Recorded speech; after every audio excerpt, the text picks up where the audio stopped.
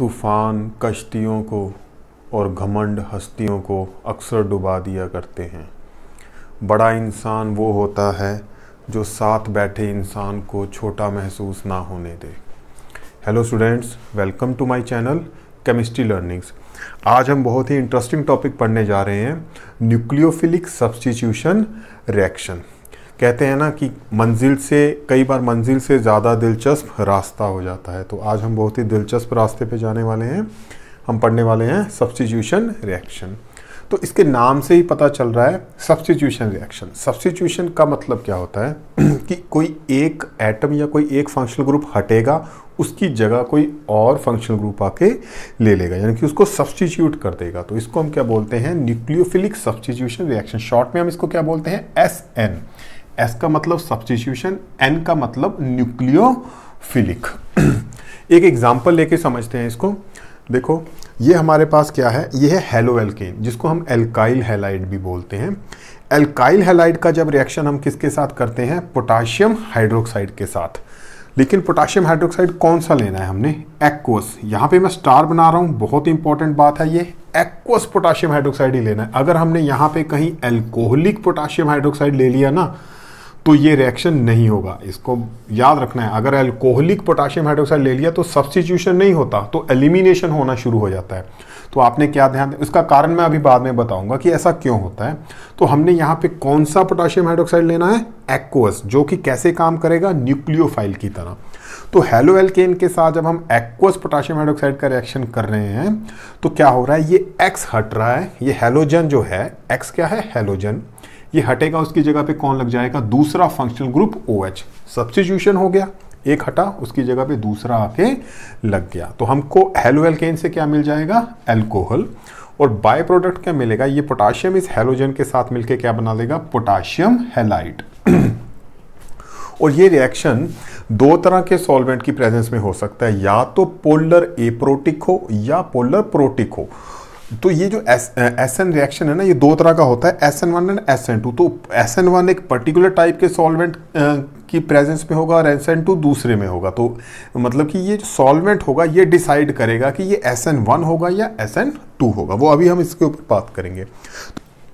SN1 जो reaction, SN1 जो होता है, इसमें इस S का मतलब तो हमको पता है सब्स्टिट्यूशन, N का मतलब न्यूक्लियोफिलिक, 1 का मतलब क्या होता है? 1 का मतलब होता है मॉलिक्यूलैरिटी। अब ये मॉलिक्यूलैरिटी क्या होता है? ऐसे ही SN2 में भी 2 का मतलब क्या होता है? मॉलिक्यूलैरिटी। मॉलिक्यूलैरिटी क्या होता है? मॉलिक्यूलैरिटी आपने केमिकल काइनेटिक्स में पढ़ा होगा। जब भी कोई रिएक्शन होता है ना, उसमें एक स्टेप होता है जिसको हम बोलते हैं रेट डिटरमाइनिंग स्टेप। शॉर्ट में हम उसको क्या बोलते हैं? RDS। शॉर्ट में हम बोलते हैं RDS, रेट डिटरमाइनिंग स्टेप। वो जो स्टेप होता है ना, वो किसी भी रिएक्शन का रेट डिटरमाइन करता है, ठीक है, क्योंकि वो सबसे स्लो स्टेप होता है। जिस रिएक्शन में जो RDS होता है, उसमें कितने रिएक्टेंट्स इन्वॉल्व हैं, वो डिसाइड करता है कि उस रिएक्शन की मॉलिक्यूलैरिटी क्या है। दोबारा बोलता हूँ, जो रेट डिटरमाइनिंग स्टेप होता है, उसमें कितने मॉलिक्यूल्स या कितने रिएक्टेंट्स इन्वॉल्व हैं रिएक्शन करने में, उसको हम क्या बोलते हैं? उसकी मॉलिक्यूलैरिटी। तो SN1 में क्या होता है कि जो उसका जो रेट डिटरमाइनिंग स्टेप होता है ना, RDS, उसमें सिर्फ एक ही मॉलिक्यूल इन्वॉल्व होता है। तो इसलिए हम इसको क्या बोलते हैं? SN1। SN2 में क्या होता है? जो इसका रेट डिटरमाइनिंग स्टेप होता है, उसमें 2 रिएक्टेंट इन्वॉल्व होते हैं, इसलिए इसको हम क्या बोलते हैं? SN2। 2 का मतलब मॉलिक्यूलैरिटी। तो ये एक बात ध्यान देनी है। जब मैं इसका अभी मैकेनिज्म ऑफ रिएक्शन करवाऊंगा तो आपको ये अच्छे से समझ आ जाएगा कि 1-2 क्यों हो रहा है। दूसरा जो एक बात हमको और भी याद रखनी है कि SN1 जो है वो क्या है? बाय स्टेप रिएक्शन, ठीक है, वो 2 स्टेप में होता है। लेकिन SN2 क्या होता है? सिंगल स्टेप रिएक्शन, ठीक है। इन दोनों के ऊपर अब हम डिटेल में बात करेंगे विद लॉट ऑफ एग्जांपल्स, ठीक है। तो पेशेंस से सुनना, ठीक है, सारा समझ आएगा, टेंशन नहीं लेनी। मैं बहुत सारी एग्जांपल्स को, इसके सारे एस्पेक्ट को मैं आपको इसको क्लियर करूंगा।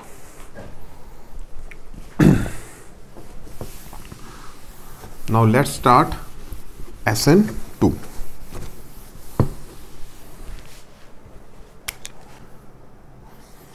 अब हम करते हैं SN2। एक एग्जांपल लेके समझते हैं। सपोज करिए मैं सबसे पहले प्राइमरी या सिंपल एल्काइल हैलाइड लेता हूँ, ठीक है, प्राइमरी या सिंपल एल्काइल हैलाइड बोलते हैं इसको, सिंपल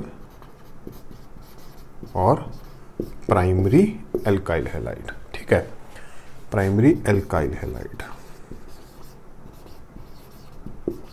ठीक है।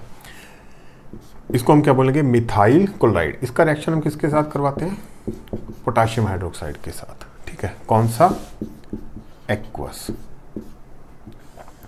ये ध्यान देना है, हीट कर रहे हैं इसको, लेकिन सॉल्वेंट कौन सा लेंगे यहाँ पे, polar aprotic solvent, polar aprotic solvent. Polar aprotic solvent की एग्जांपल क्या होती है, एसीटोन या फिर DMSO, DMSO, di methyl sulpho oxide, di methyl sulpho oxide. Methyl chloride के साथ इसको रिएक्ट किया, क्या होगा, एक फंक्शनल ग्रुप हटेगा, Cl हटा, उसकी जगह पे क्या लग जाएगा, OH। तो ये क्या बन गया, CH3OH। ये क्या बन गया, मिथेनॉल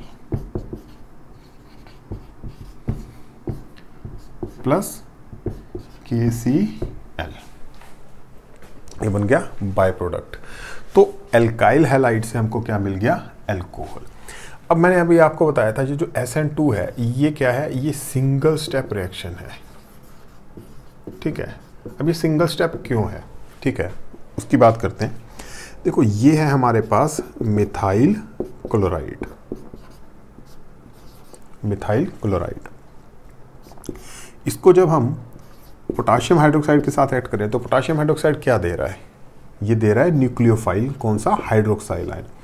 ये जो मिथाइल क्लोराइड है, इसमें ये जो क्लोरो ग्रुप है, ये इलेक्ट्रॉन अपनी तरफ खींच के रखेगा। इसके ऊपर कौन सा चार्ज है, पार्शियल नेगेटिव, क्लोराइड के ऊपर पार्शियल नेगेटिव और यहाँ पे पार्शियल पॉजिटिव। अब क्या होगा, ये इस OH के पास, इस OH ने कहाँ पे अटैक करना है, पॉजिटिवली चार्ज कार्बन के ऊपर। तो इसके पास दो पॉसिबिलिटीज हैं, दो रास्ते हैं, या तो ये इधर से अटैक करे फ्रंट साइड से, या ये बैक साइड से अटैक करे यहाँ से, ठीक है। अब देखो आप खुद सोचो, ये इस साइड से अटैक नहीं कर सकता क्योंकि इसके ऊपर भी पार्शियल नेगेटिव चार्ज है और इसके ऊपर भी नेगेटिव चार्ज है, तो ये रिपल्शन रहेगा इस दोनों में। तो ये OH इधर से अटैक करने की बजाय कहाँ से अटैक करेगा, पीछे से। पीछे से वो अटैक कर सकता है क्योंकि छोटे छोटे बॉडी गार्ड्स हैं, हाइड्रोजन और स्मॉलर एटम्स। तो ये OH क्या करेगा, बैक साइड से अटैक करेगा।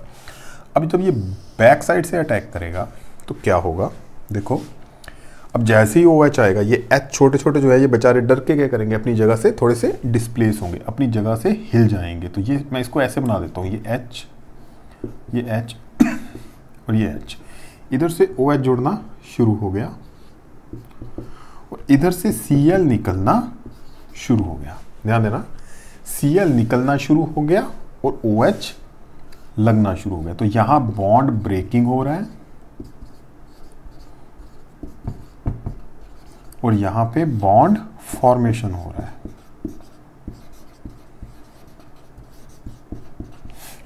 ठीक है, अब क्या होगा, ये जो स्टेट है इसको हम बोलते हैं ट्रांजिशन स्टेट। क्या बोलते हैं स्टूडेंट, ट्रांजिशन स्टेट। देखो ट्रांजिशन स्टेट क्या होती है, जो एक बीच वाली स्टेट होती है, यानी कि ये हाइपोथेटिकल होता है।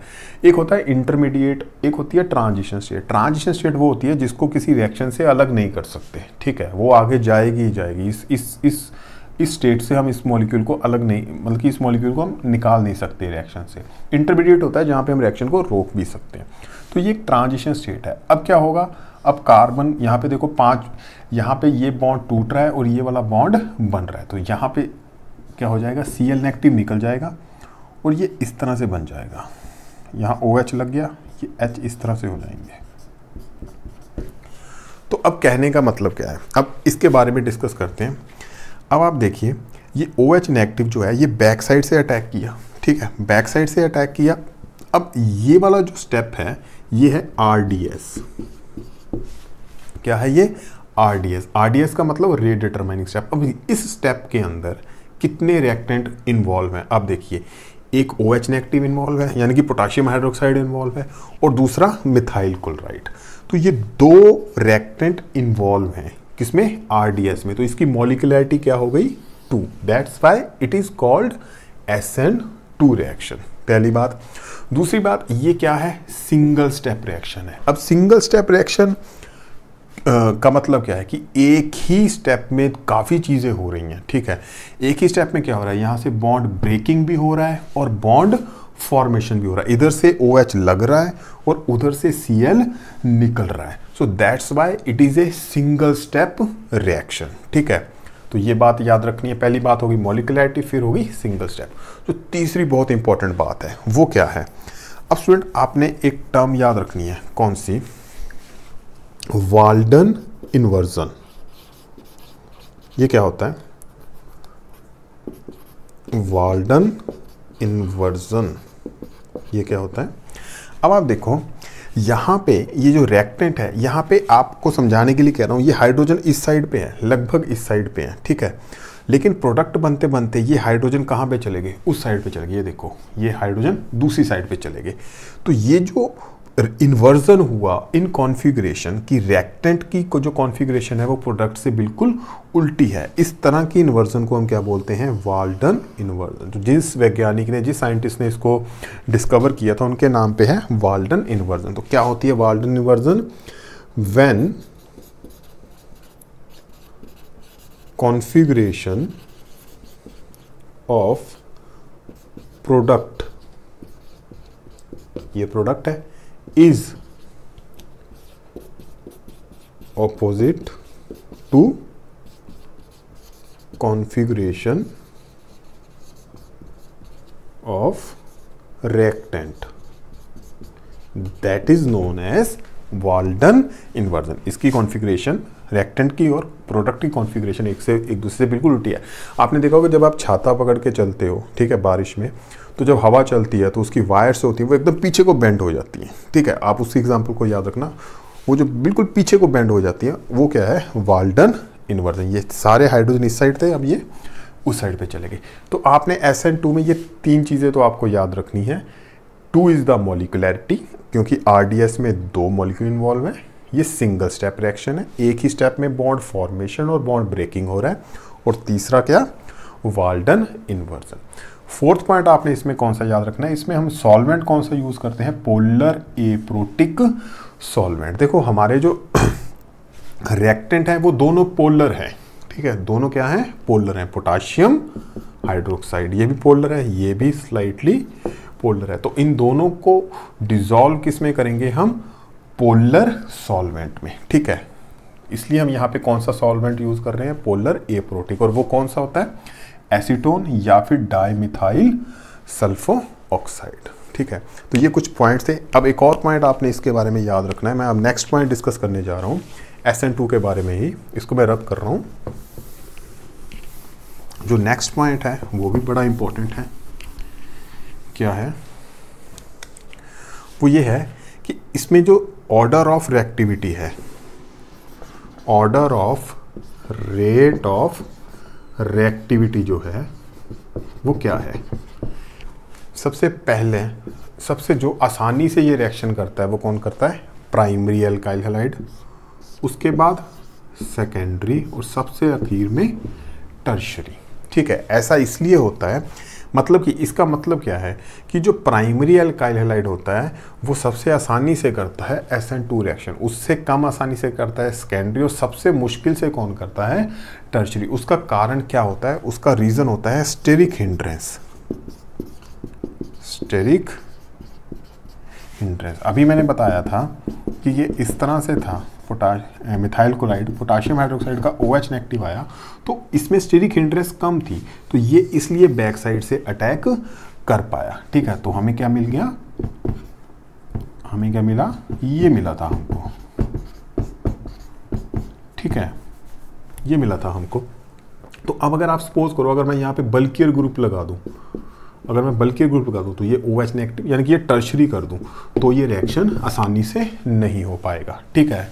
तो इसलिए इसमें स्टेरिक हिंड्रेंस फैक्टर होता है। तो जो SN2 होता है, ध्यान देना, SN2 जो होता है वो सबसे ज़्यादा आसानी से कौन करता है, प्राइमरी अल्काइल हैलाइड, ठीक है, और सबसे मुश्किल से कौन करता है, tertiary alkyl halide.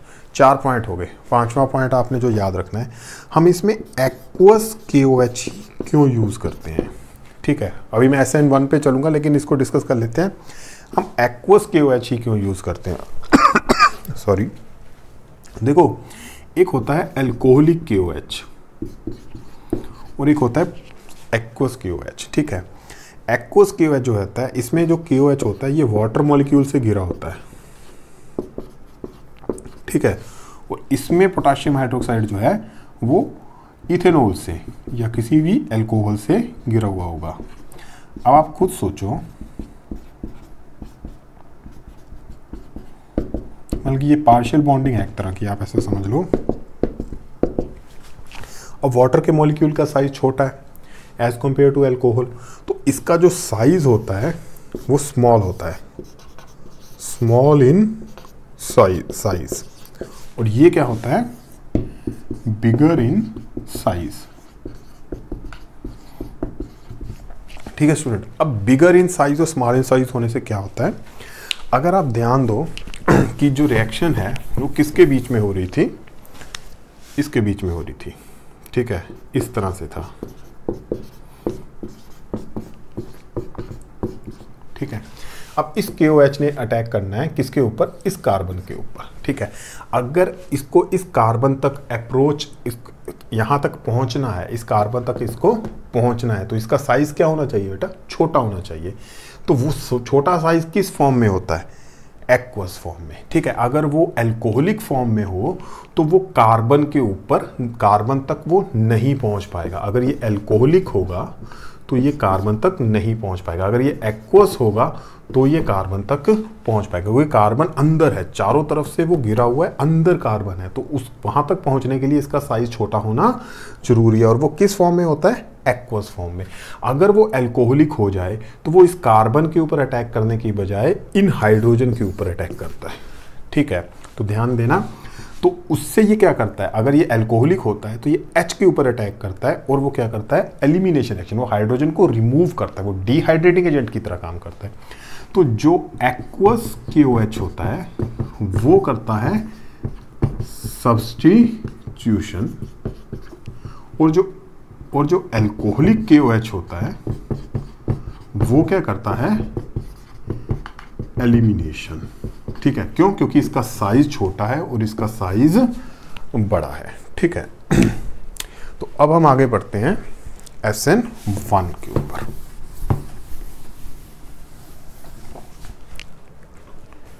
Next is SN1। मैं एक मिनट देखूं, कैमरा चल रहा है,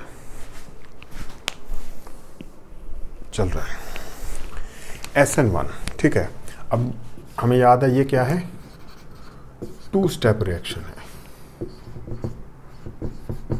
ठीक है, अब 2 स्टेप रिएक्शन में क्या होता है देखो मैं एक एग्जांपल लेता हूं टर्शरी अल्काइल हैलाइड का। ये क्या है, टर्शरी अल्काइल हैलाइड। ठीक है, इसको हम क्या बोलेंगे, टर्शरी ब्यूटाइल क्लोराइड। ठीक है, इसका रिएक्शन करते हैं हम पोटाशियम हाइड्रोक्साइड के साथ, कौन सा, एक्वस। ठीक है, लेकिन डिफरेंस क्या आता है SN1 और SN2 में, यहाँ पे हम क्या ले रहे हैं, पोलर प्रोटिक सॉल्वेंट। कौन सा ले रहे हैं student, polar protic solvent. Protic की एग्जांपल क्या हो सकती है, वाटर हो सकता है, इथेनॉल हो सकता है। प्रोटिक का मतलब क्या है, जो H पॉजिटिव दे। H पॉजिटिव कौन देता है, जो इलेक्ट्रोनेगेटिव एलिमेंट के साथ जिसका H जुड़ा हो, जैसे कि वाटर में ये H पॉजिटिव दे सकता है, इसलिए इसको क्या बोलते हैं, पोलर भी है और प्रोटिक भी है, H पॉजिटिव ये दे सकता है। ठीक है, तो पोलर प्रोटिक सॉल्वेंट यूज करते हैं। अब इसमें क्या होगा, इसमें भी ये Cl हटेगा, इसकी जगह पे कौन लग जाएगा, OH नेगेटिव। अभी इसके मैकेनिज्म पे चलते हैं, पहले ये देख ले, ये क्या बना, ये बना टर्शरी ब्यूटाइल अल्कोहल।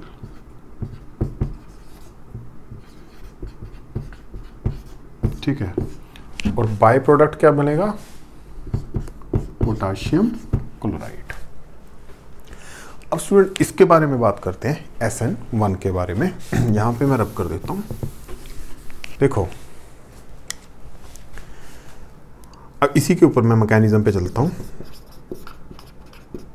अब ध्यान दो, अब इसके ऊपर हम किसका अटैक करवाने वाले हैं, OH नेगेटिव का, जैसा कि हमने SN1 में करवाया था। अब ये जो OH नेगेटिव है इसके पास दो पॉसिबिलिटी हैं, जैसे पहले मैंने बताया था, या तो ये इस तरफ से अटैक करे, ठीक है, या फिर ये बैक साइड से अटैक करे। अब ध्यान दो, अगर ये फ्रंट साइड से अटैक करते हैं, हम इसको फ्रंट साइड मान लेते हैं जिधर ये Cl नेगेटिव, यहाँ पे Cl नेगेटिव है, ये OH नेगेटिव है, इन दोनों के बीच में क्या रहेगा, रिपल्शन। इधर से अटैक नहीं कर सकता, तो फिर ये क्या करेगा, ये कहेगा मैं पीछे से जाके अटैक करता हूँ। जब ये पीछे जाएगा तो एकदम हैरान हो जाएगा, पीछे क्या है, बल्कियर ग्रुप्स लगे हुए हैं ये, ठीक है। तो यहां क्या आ जाएगा, स्टेरिक हिंड्रेंस। ना ये इधर से अटैक कर पाएगा, ना ये इधर से अटैक कर पाएगा। तो इस केस में ये रिएक्शन नहीं हो पाएगा आसानी से। तो फिर हम क्या करेंगे, अब दूसरी पॉसिबिलिटी क्या है, ये पॉसिबिलिटी तो खत्म होगी कि ये OH नेगेटिव पहले अटैक करे, तो दूसरी पॉसिबिलिटी क्या है, अगर हम यहां से इस Cl नेगेटिव को हटा दें, अगर हम इस Cl नेगेटिव को हटा दें तो ये सारी जगह खाली हो जाएगी, यहां से OH अटैक कर सकता है। तो इस Cl नेगेटिव को हम कैसे हटा सकते हैं, by the process of ionization, है ना। आयोनाइजेशन कैसे करेंगे हम, by the use of polar protic solvent, जैसे कि वाटर या फिर इथेनॉल। अब आप बोलोगे पोलर एप्रोटिक भी तो करेगा, जो पिछले एप्रोटिक था एसीटोन, मैं उसका कारण बताता हूँ, घबराना नहीं, ध्यान से सुनो। इसका क्या रोल है, ये क्या करेगा, ये इसका आयोनाइजेशन करेगा। ये Cl नेगेटिव यहाँ से निकलेगा अपने इलेक्ट्रॉन लेके, क्या हो जाएगा, तो क्या बनेगा, कार्बोकैटायन। इस तरह से ये क्या बन गया, कार्बोकैटायन। इसको छोटा सा बनाते हैं ऊपर यहाँ पे, ठीक है, और ये निकल गया साथ में Cl नेगेटिव। अब यहाँ इस कहानी में ये ट्विस्ट है क्या, अब यहाँ पे जो सॉल्वेंट यूज कर रहे हैं वो कौन सा है, पोलर प्रोटिक सॉल्वेंट, वाटर या इथेनॉल। इसका रोल क्या होता है, ये जो रिएक्शन है, ये रिएक्शन रिवर्सिबल होता है अगर हम ये यूज ना करें, इथेनॉल अगर और वाटर यूज ना करें। क्यों, क्योंकि ये पॉजिटिव चार्ज है और ये नेगेटिव चार्ज है, ये वापस इसके साथ जाके बाइंड करके फिर से ये बना सकता है। तो अब हमें क्या करना है, इसको बिजी करना है, मतलब इसको चारों तरफ से हम घेरेंगे। किससे घेरेंगे, हमारा जो सॉल्वेंट है, कौन सा, पोलर प्रोटिक सॉल्वेंट, यानी कि वाटर या इथेनॉल। वो क्या करता है, जो वाटर होता है उसके पास हाइड्रोजन होते हैं बहुत सारे, इस तरह से दो हाइड्रोजन होते हैं, ठीक है ना। तो वो क्या करते हैं, इस क्लोराइड ग्रुप के चारों ओर वो एक इस तरह से केज लाइक स्ट्रक्चर बना देते हैं,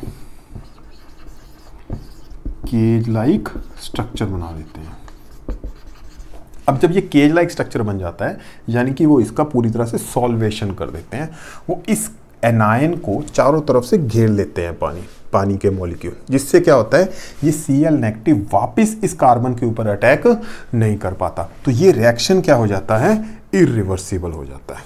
तो स्टूडेंट ध्यान देना, हम यहाँ पे पोलर प्रोटिक सॉल्वेंट क्यों यूज कर रहे हैं, to make reaction irreversible. Writing मेरी मुश्किल से समझ आएगी लेकिन आ जाएगी, टू मेक रिएक्शन इरिवर्सिबल, क्योंकि वो इस Cl नेगेटिव को घेर के बैठ जाएंगे, ठीक है। अब तो हमारे पास कार्बोकैटायन जनरेट हो चुका है, अब OH नेगेटिव आएगा पिक्चर में। OH नेगेटिव आसानी से इस कार्बोकैटायन के कार्बन के ऊपर अटैक करेगा।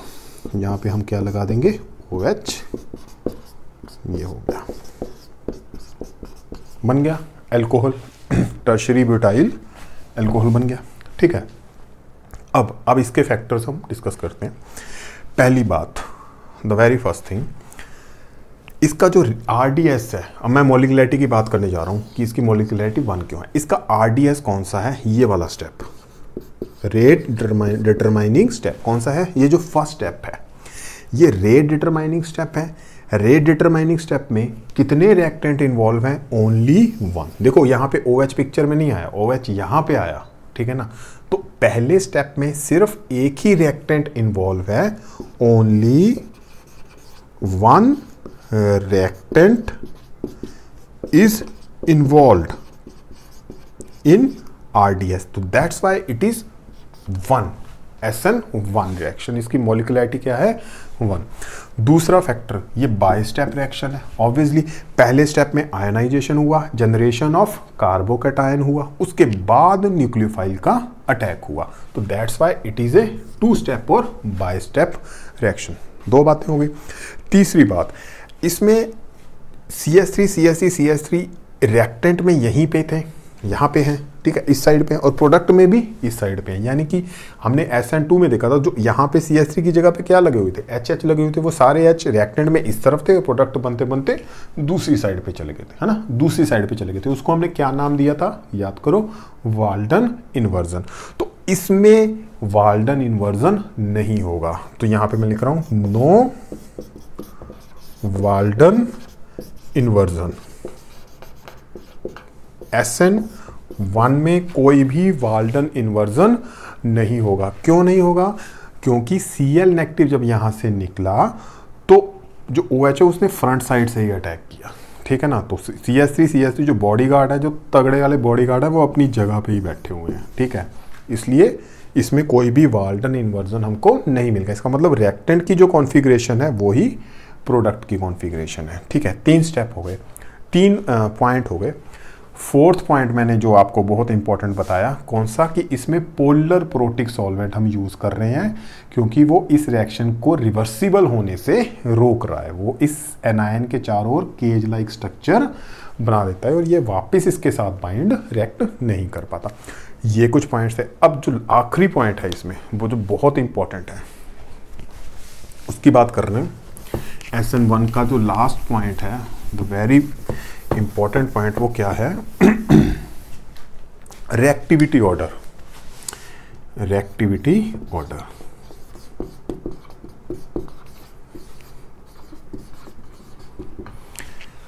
SN, याद करो, SN2 में क्या था reactivity order? Primary, secondary, tertiary. लेकिन SN1 में क्या होगा? उल्टा होगा। क्या होगा? Tertiary, secondary, primary. ऐसा क्यों होता है? देखो, इसमें क्या हो रहा है बेटा, इसमें कार्बोकैटायन का जनरेशन हो रहा है। क्या हो रहा है? कार्बोकैटायन का जनरेशन हो रहा है। तो अगर हम टर्शरी करें या सेकेंडरी करें या प्राइमरी करें, सपोज करते हैं हम SN1 में कर रहे हैं, SN1 कर रहे हैं क्योंकि हम पोलर प्रोटिक सॉल्वेंट यूज कर रहे हैं। तो सेकेंडरी में भी, सेकेंडरी में किस तरह का होगा कार्बोकैटायन जनरेशन? इस तरह का होगा, इस तरह का होगा, ठीक है, इस तरह होगा। प्राइमरी में कैसा होगा? इस तरह से होगा, ठीक है। Tertiary, secondary, primary. अब आप खुद ही सोचो, इन तीनों में सबसे ज़्यादा स्टेबल कार्बोकैटायन कौन सा है? टर्शरी है, सेकेंडरी है या प्राइमरी है? ध्यान देना, इन तीनों में सबसे ज़्यादा स्टेबल कार्बोकैटायन कौन सा है? टर्शरी। क्यों? बिकॉज ऑफ इंडक्टिव इफेक्ट और हाइपर कंजुगेशन इफेक्ट, ठीक है। देखो, यहाँ कोई मॉलिक्यूल तब ज़्यादा स्टेबल होता है जब उसके ऊपर चार्ज की इंटेंसिटी कम होती है, ठीक है। अब इन तीनों में सबसे कम चार्ज की इंटेंसिटी किस में होगी? टर्शरी में होगी। क्यों? क्योंकि ये जो CH3 है ये इंडक्ट प्लस आई इफेक्ट भी शो कर रहे हैं और हाइपर कंजुगेशन भी शो कर रहे हैं। तो अब ये प्लस आई इफेक्ट क्या होगा? ये जो नेबरिंग कार्बन है, ये इस कार्बोकैटायन, इस कार्बन जो इसके ऊपर पॉजिटिव चार्ज है, इसको इलेक्ट्रॉन देंगे, जिससे कि क्या होगा? इसके ऊपर पॉजिटिव चार्ज कम होगा। अब यहाँ पे पॉजिटिव चार्ज कम करने के लिए 3 मिथाइल ग्रुप्स हैं, ठीक है। यहाँ पे 2 मिथाइल ग्रुप है और यहाँ पे तो कोई भी नहीं है, छोटे छोटे हाइड्रोजन है, ठीक है ना। तो इसलिए यहाँ पे कार्बन के ऊपर सबसे, इस कार्बोकैटायन के ऊपर सबसे कम पॉजिटिव चार्ज होगा because of plus I effect या फिर हाइपर कंजुगेशन, जिसकी वजह से ये tertiary carbocations are most stable. और हमको पता है कि जब कोई रिएक्शन होती है तो अगर उसमें कोई ट्रांजिशन स्टेट बन रही है, वो अगर वो ज़्यादा स्टेबल होगी तो रिएक्शन ज़्यादा फॉरवर्ड डायरेक्शन में जाएगी, ज़्यादा आसानी से जाएगी। तो टर्शरी एल्काइल हैलाइड में जो टर्शरी कार्बोकैटायन जनरेट होगा वो सबसे ज़्यादा स्टेबल होगा। इसलिए ये जो रिएक्शन है SN1 जो है, ये टर्शरी जो कार्बोकैटायन है, टर्शरी एल्काइल हैलाइड है, वो सबसे आसानी से करेगा। ठीक है, तो ये उल्टा हो जाता है इसमें SN2 और SN1 में। ठीक है, अब हम करते हैं SN1 और SN2 का थोड़ा सा कंपैरिजन करते हैं। SN1 और SN2 के बारे में उसको हम अब एक बार रिवाइज कर लेते हैं और उससे हमको इन दोनों में डिफरेंसेस भी याद हो जाएंगे। सबसे पहले मैंने क्या बताया था, SN1 जो है वो क्या है, यूनिमोलिकुलर रिएक्शन है, इसकी मोलिकुलरिटी 1 है, that's why it is known as SN1 reaction. SN2 bimolecular है क्योंकि इसमें RDS में 2 रिएक्टेंट इन्वॉल्व होते हैं, that's why it is bimolecular.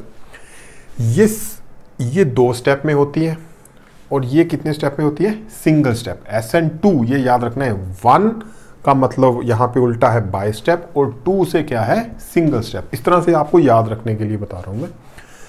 तीसरा मैंने क्या, इसका जो मेजर डिफरेंस है, इसमें हम जो सॉल्वेंट यूज करते हैं, कौन सा यूज करते हैं, पोलर प्रोटिक सॉल्वेंट। किसमें, SN1 में। कौन से होते हैं पोलर प्रोटिक सॉल्वेंट, जो H पॉजिटिव दे सकते हैं, एसिडिक H पॉजिटिव जो देते हैं, वाटर या इथेनॉल। ठीक है, पोलर एप्रोटिक सॉल्वेंट कौन से होते हैं, जैसे कि एसीटोन। इनमें कोई भी हाइड्रोजन ऐसा नहीं होता जो इलेक्ट्रोनेगेटिव एलिमेंट के साथ जुड़ा हो। जैसे कि मैं आपको इसका स्ट्रक्चर बना के दिखा देता हूँ एसीटोन का, आप देख सकते हो इसमें जो दोनों हाइड्रोजन है वो कार्बन के साथ जुड़े हुए हैं, तो वो नॉन एसिडिक है, तो इसलिए इसको क्या बोलते हैं, पोलर एप्रोटिक सॉल्वेंट।